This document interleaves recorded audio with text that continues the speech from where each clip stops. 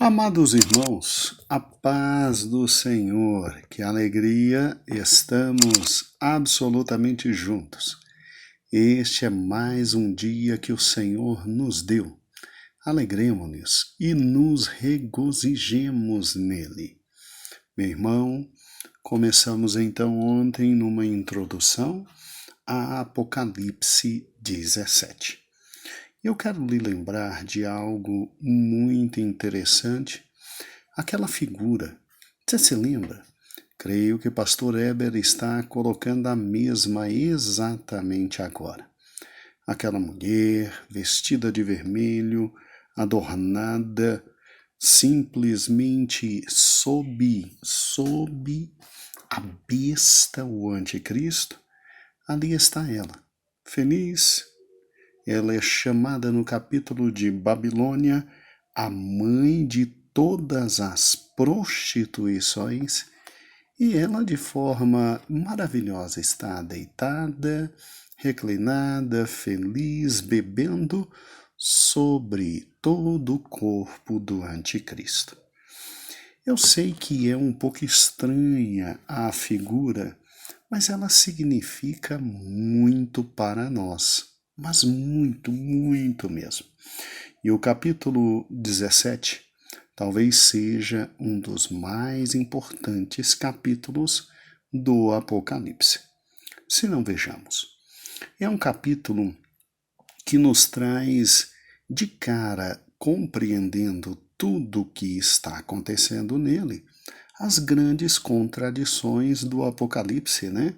Os grandes paralelos diferenciados.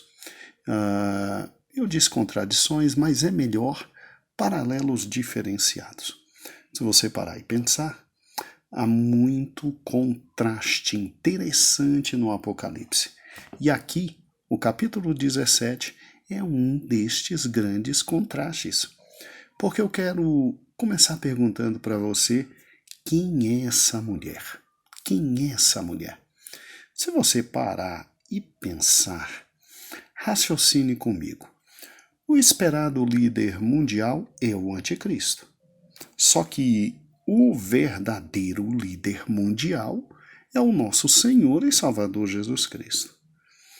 Pare e pense, a prometida noiva mundial de Cristo é quem? Tu te lembras? Sim, a igreja. A maravilhosa igreja que está sendo adornada hoje pelo Espírito Santo para o encontro com o eterno Senhor e Salvador. Aqui nós temos essa mulher que se deita sob o anticristo, a mãe das prostituições, segundo o capítulo 17, Babilônia, a grande, a mãe das prostitutas. Sabe quem é ela? A noiva mundial do anticristo. A noiva mundial do anticristo.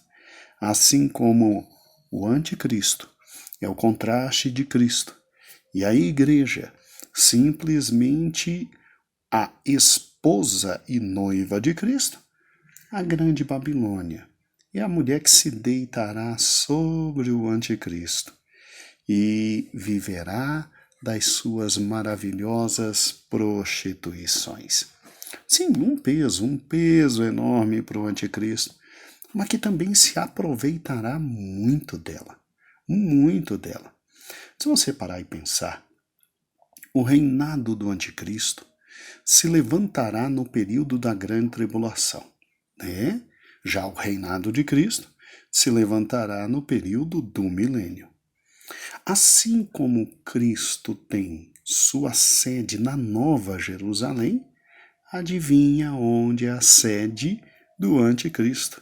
Sim, ele estabelecerá sua sede nesse sistema e nessa cidade, porque é sistema no capítulo 17 e é cidade no capítulo 18, chamada Babilônia.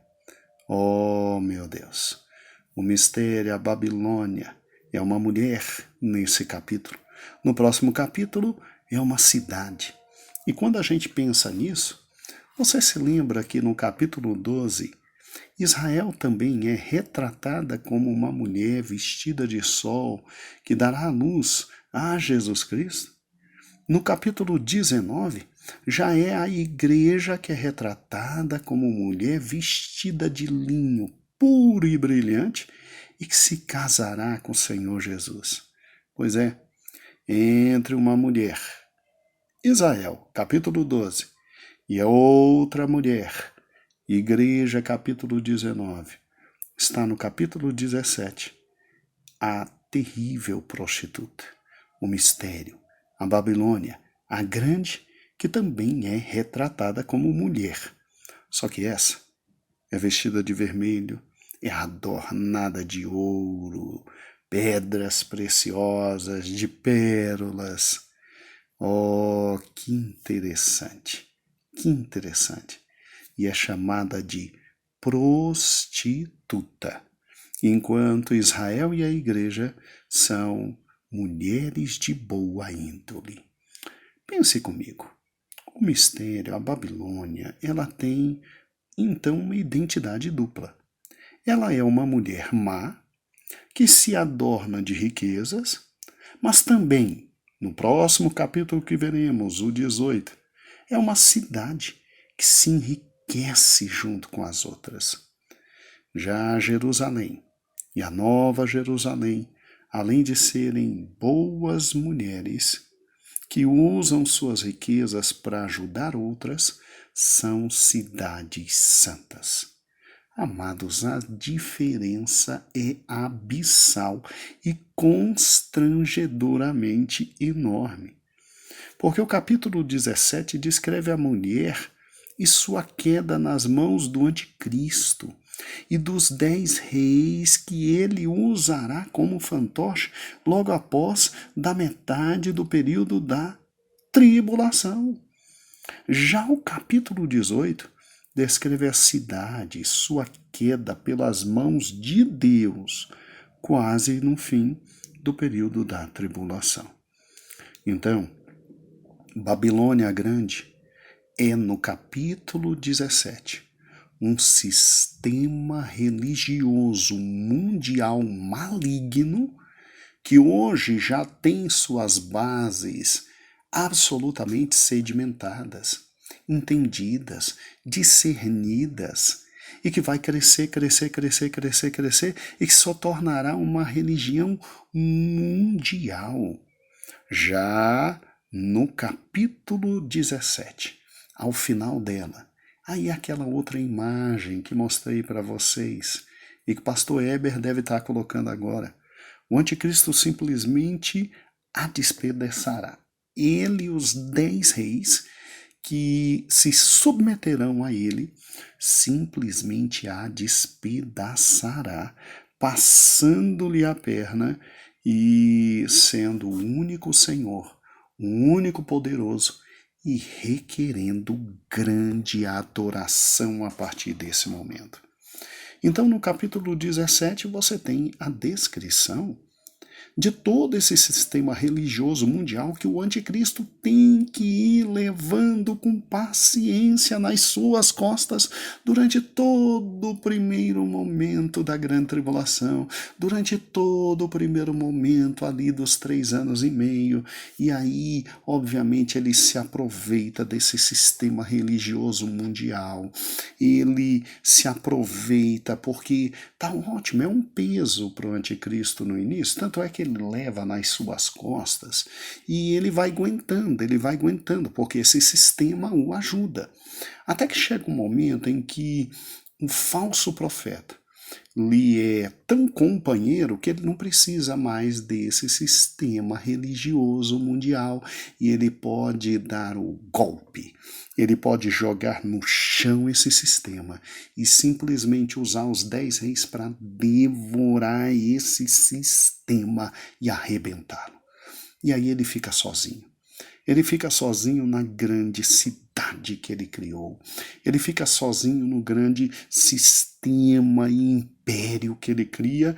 E aí, no capítulo 18, você tem Babilônia, não mais como sistema religioso mundial, mas agora a Babilônia, quando a grande, como a grande cidade que o anticristo estabeleceu e que é muito rica, e que é muito fantástica, que é muito extraordinariamente grande, pujante, será a capital do mundo nesta época da grande tribulação, e dela todos dependerão, e ela trará riqueza, poder, felicidade, aparência para todos, só que essa não é destruída pelo anticristo.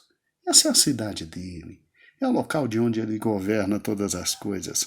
Essa é destruída pelas próprias mãos de Deus Todo-Poderoso. Então tome muito cuidado para não confundir Apocalipse 17 com Apocalipse 18. Porque Apocalipse 17 descreve a mulher, que é o sistema religioso que o anticristo tem que ir aguentando e levando até dar o bote fatal. O bote fatal. E ao descrever essa mulher e sua queda nas mãos do anticristo, lembre-se que 10 reis o anticristo usará como fantoche para arrebentar essa mulher. Mas no capítulo 18, você tem a Babilônia, não mais sistema religioso, mas a cidade do próprio anticristo, que cai pelas mãos de Deus. E ela cairá quase no fim do período da grande tribulação. Ela será atingida por todas as 7 taças da ira de Deus, ela e o mundo inteiro. E o que eu acho interessante é que a queda da Babilônia, cidade, a do capítulo 18, já tinha sido anunciada desde Apocalipse 14:8 e desde Apocalipse 16 e 19. Assim, obviamente, os 2 capítulos seguintes nos darão, sim, Apocalipse 17 e 18, os detalhes das 2 grandes destruições. Muito bem, então eu preciso que você não confunda os fatos. Não confunda os fatos. Lembre-se que o anticristo é esperto.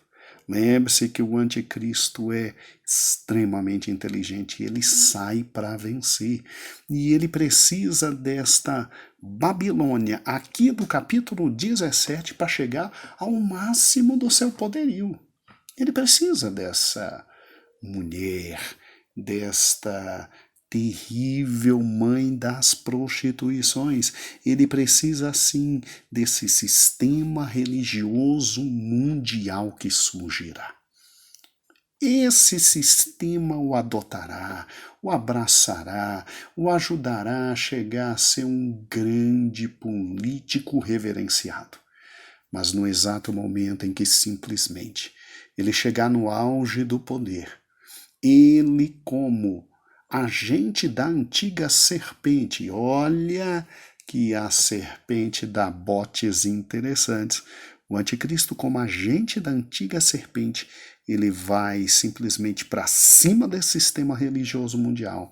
Ele vai atacar esse sistema religioso mundial. Ele vai arrebentar esse sistema religioso mundial, porque ele tem desejo de não ser só o maior político de todos os tempos, o grande homem que controlará toda a humanidade, mas ele tem desejo de ser adorado, ele tem desejo de ser glorificado, ele tem o desejo de simplesmente entrar ali no trono e se sentar e entrar no templo e profanar o templo e se dizer o próprio Cristo.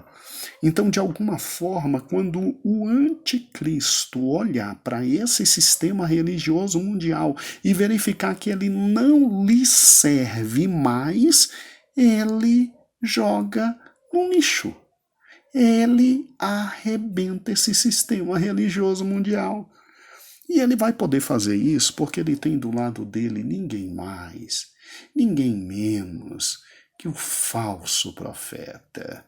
Sim, esse homem poderosíssimo, esse homem que faz milagres, esse homem que é literalmente poderoso no tocante a milagres, e terá a questão da imagem do anticristo, e ele fará ressuscitar o próprio anticristo, e chegará um momento em que um futuro sistema religioso mundial, de uma futura religião absolutamente sincrética, absolutamente ecumênica, não servirá mais aos propósitos do anticristo. Pastor, então peraí. Então, quando se pensa na Babilônia do Apocalipse 17, se está falando que se levantará no mundo uma religião absolutamente ecumênica, e que essa religião ela será utilizada pelo anticristo para chegar aos mais altos píncaros do poder. Sim, meu irmão, parabéns, você está entendendo. Meu Deus, pastor, mas e a igreja não vai fazer nada aqui? A igreja não vai tomar posição? A igreja... Meu amado irmão, presta atenção. A igreja já está no céu. E aqui nós já estamos na segunda fase da grande tribulação. Nós estamos nos 3 últimos anos e meio. Preste atenção. Inclusive, os 144 mil já estão nos céus. E eles cantam hinos maravilhosos. Isso a gente já viu desde o capítulo 15. Você tem exatamente no céu todos os mártires que vieram da grande tribulação e que morreram na primeira parte da grande tribulação, meu amado irmão. Você tem todos os mártires, não se esqueça disso. Todos eles estão lá nos céus e já cantam e já adoram um hino fantástico que eles cantarão à luz de tudo que estudamos em Apocalipse 15. Aqui fechou-se a salvação. Lembre-se dos anjos, todos aqueles anjos que vieram dizendo e avisando à humanidade: não recebam o sinal da besta, não recebam o sinal da besta, não recebam o sinal da besta. E muitos, pelo fato do anticristo simplesmente produzir um sistema político e econômico que nós veremos lá no nosso querido capítulo 18, tão fantástico, muitos não vão crer neste anjo, meu amado irmão, que vem dizendo: não receba o sinal da besta, não receba o sinal da besta. Acorde. Aqui o anticristo não tem mais simplesmente ninguém que o possa deter. Ele está livre, leve e solto. É a segunda parte da grande tribulação. É por isso que as 7 taças da ira vão sendo derramadas devagar. E ele vai entrando em desespero, porque no momento que ele consegue um máximo, porque ele vai simplesmente subjugar esse sistema religioso mundial, que ele tinha que carregar nas costas, que ele tinha que aguentar. Vai chegar um momento que ele vai dar o bote e ele vai dominar esse sistema. E ele vai triturar esse sistema, tá? Ele não vai mais dever obrigações nenhuma a esse sistema mundial que vai aparecer. E aí ele quando está no auge, quando está no máximo do poder, aí Cristo resolve derramar as 7 taças da ira. É muita maldade com o pobre do anticristo, né, tadinho? Muita maldade. Oh, Jesus! Como é que Jesus faz uma coisa dessa com o pobrezinho do anticristo, né? E aí, até quem pensa diferente da gente, quem diz que a igreja vai ser arrebatada no meio da grande tribulação, antes das 7 taças serem derramadas, eles dizem que a igreja já está no céu. Aqui o anticristo está livre, leve e solto. Lembre-se que até Miguel expulsa o diabo e os seus para que não se tenha mais acesso aos céus, Satanás e nenhum dos dele. É literalmente nos céus. O Senhor Deus, a igreja, os salvos e os remidos de todos os tempos, e aqui na terra, o dragão, a antiga serpente, o diabo com o anticristo, o falso profeta, e esse sistema religioso mundial que ainda vai se tornar mundial e que é absolutamente ecumênico.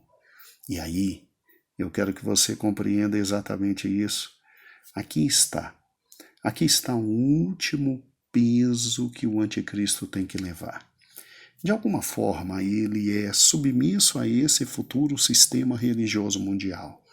Ele, de alguma forma, tem que carregar nas costas esse sistema religioso mundial, essa religião sincrética, essa religião ecumênica, porque ela, de alguma forma, o ajuda. Mas não se engane. Com o anticristo não se brinca. Ele recebe o poder de Cristo para vencer e ele vai vencer. E obviamente, ele ao final do capítulo, ele simplesmente arrebenta esse sistema e o coloca sob suas patas. E aí, ninguém mais segura o anticristo. Aí ele vai para Jerusalém, ele quer entrar no templo, ele quer ser adorado. Os judeus simplesmente vão olhar para a cara dele e vão dizer: o que? Você é o Messias? Você está maluco?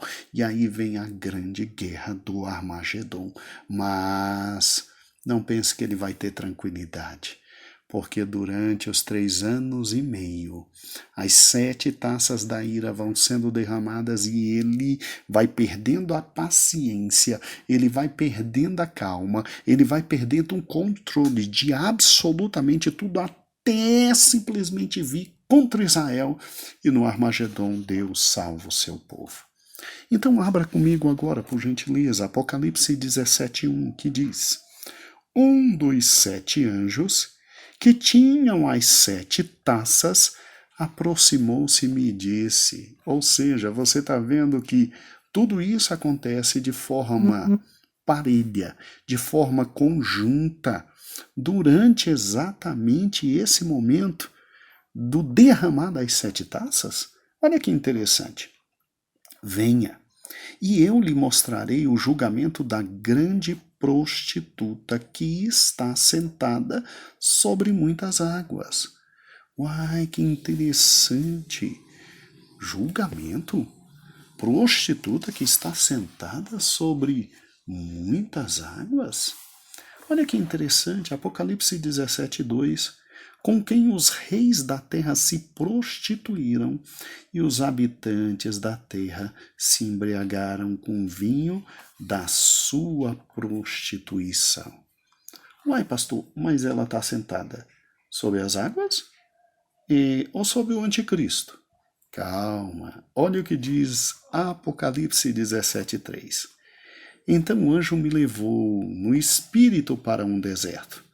E ali vi uma mulher montada numa besta vermelha, que estava coberta com o nome de blasfêmias e tinha, olha que coincidência, 7 cabeças e 10 chifres. Adivinha quem nós já estudamos que tem 7 cabeças e 10 chifres? Sim, o anticristo. Você se lembra? 7 cabeças para resolver cada um dos problemas que são abertos pelos 7 selos. São capacidades especiais dadas por Deus a esse homem, porque Cristo permitiu que ele saísse. E, obviamente, ele tem uma capacidade extraordinária também dada pelo dragão, que é a antiga serpente.